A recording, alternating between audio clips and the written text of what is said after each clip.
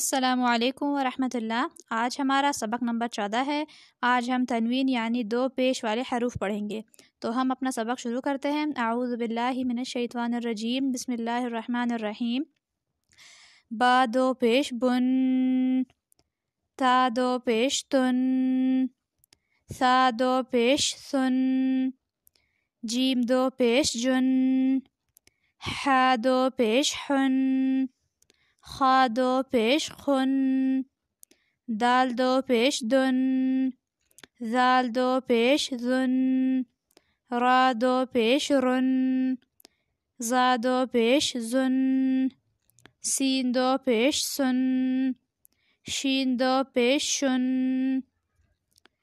صاد دو پیش سن، ضاد دو پیش زن، طا دو پیش تن، ظا دو پیش ذن، عین دو پیش عن، غین دو پیش غن، فا دو پیش فن، قاف دو پیش قن، کاف دو پیش کن، لام دو پیش لن، میم دو پیش من، نون دو پیش نن، واو دو پیش ون، ہا دو پیش ہن، حمزہ دو پیش ان، یا دو پیش ین۔